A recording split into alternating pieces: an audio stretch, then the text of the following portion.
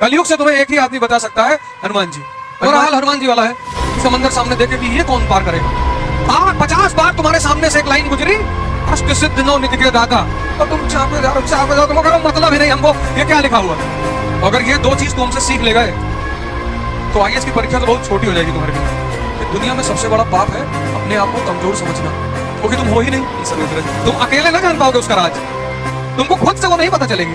तुमको एक आदमी चाहिए जो तुमको हर लाइन का मतलब बता दे। ये देखो, बेचना में काम नहीं होता, उत्साह में और शक्ति में।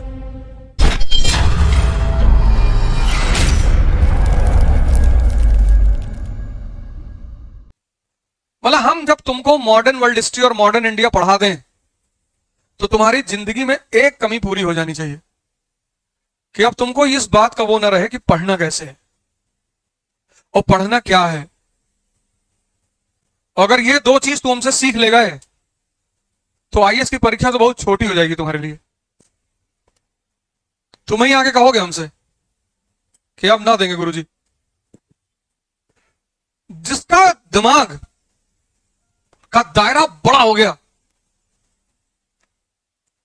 वो तुमको तो डर लगता है इस वक्त ना, क्योंकि तुमने अपनी शक्ति को भी खोला नहीं है, तो तुमको डर लग रहा है कि भगवान किसी तरह से कोई नौकरी मिल जाए बस। तुम अभी भयभीत हो, क्योंकि तुमको शक्ति से अपने परिचित नहीं हो। तुम्हारा हाल हनुमान जी वाला है।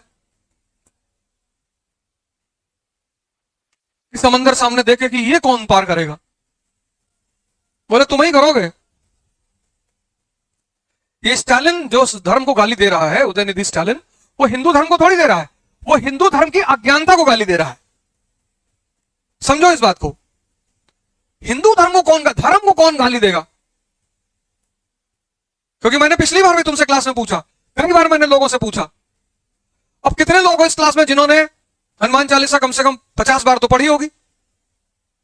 कितने लोगों ने पढ़ी? 1 2 3 4 5। तुमने पढ़ी? 8 सिद्धियां गिनाओ। ले देखो, इसको गाली दे रहा था वो। अरे 50 बार तुम्हारे सामने से एक लाइन गुजरी, अष्ट सिद्ध नौ निधि के दाता, और तुम चापे जा रहे हो, तुमको मतलब ही नहीं हमको ये क्या लिखा हुआ है। तुम उसको नाहक में गाली दे रहे हो उदयनिधि स्टालिन को। सही कर रहा है वो कोई गलत काम थोड़ी कर रहा है, क्योंकि जिसने हनुमान चालीसा जो समझ जाएगा वो कमजोर रह ही नहीं सकता। कलयुग में एक ही भगवान है, हनुमान जी। कलयुग से तुम्हें एक ही आदमी बचा सकता है, हनुमान जी। हनुमान जी यानी ध्यान। सोचो तुम 50 बार से ज्यादा पढ़ चुके होगे, तुमने कभी ध्यान ही नहीं दिया। कल बताना मुझे 8 सिद्धियां, अष्ट सिद्ध और 9 निधियां। लोग तड़पड़ा रहे, उदयनिधि स्टालिन गाली दे रहा, अंधविश्वास को गाली दे रहा है। 50 बार पढ़े, उसमें लिखा हुआ है राम रसायन तुमरे पासा। तुम्हारे पास राम रूपी रसायन है। तुम कह रहे हो हमारे पास भैया है ही नहीं। है।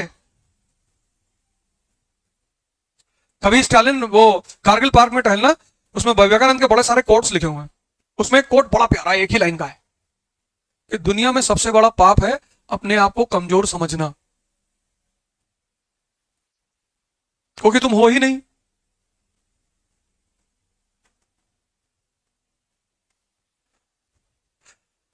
नासे रोग हरे सब पीरा, जपत निरंतर हनुमत बीरा। 1 घंटा अपनी सांस पर ध्यान दे दो, अगर लग जाए तो शरीर में कोई व्याधि नहीं बचेगी। 1 घंटा, जो कि नामुमकिन है। अभी करके देख रहे थे 20 मिनट के लिए। सिर्फ वो इतनी महान किताब है, छोटी सी, वो इतनी महान किताब है वो, लेकिन उसको खोलने के लिए एक गुरु चाहिए, क्योंकि पहली लाइन वहीं से शुरू होती है, श्री गुरु चरण सरोज रज। तुम अकेले ना जान पाओगे उसका राज, तुमको खुद से वो नहीं पता चलेगी। तुमको एक आदमी चाहिए जो तुमको हर लाइन का मतलब बता दे कि देखो बेटा ये इसका मतलब ये है। और लास्ट में है जो ये पढ़े हनुमान चालीसा होए सिद्ध साखी गौरी सा। शंकर जी जैसा बना। हनुमान जी कह रहे हैं कि हमको स्मरण करोगे हम तुमको शिव जैसा बना देंगे। उदयनिधि स्टालिन धर्म को गाली नहीं दे रहा है, उदयनिधि स्टालिन अज्ञानता को गाली दे रहा है। मैं उसकी बात का बुरा ही नहीं माना, क्योंकि जो हनुमान चालीसा समझ जाए वो मार दे एक हाथ, धरती उरती फट जाए तुरंत।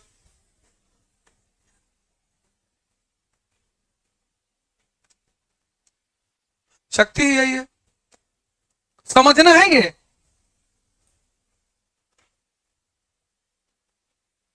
बीस लोग ढूंढ रहे हैं कश्मीर से कन्याकुमारी साइकिल चलाने के लिए, वो कोई तैयार नहीं हो रहा है। नहीं चलिए तो ठीक है, वो बीच में लटका देंगे कि कहीं रुक गए 15 किलोमीटर की, गुरुजी यहां बहुत दर्द हो रहा है।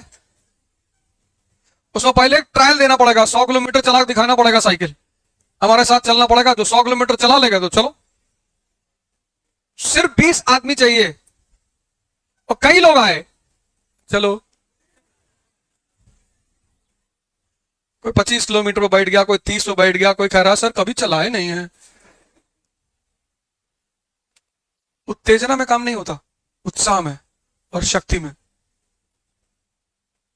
पढ़ना तो यह है, लेकिन समझना यह है। तुम्हारा सारा ध्यान इस पे रहना चाहिए। अब इन 3 वर्ड को समझाने के लिए मैं तुमको ये पूरी कहानी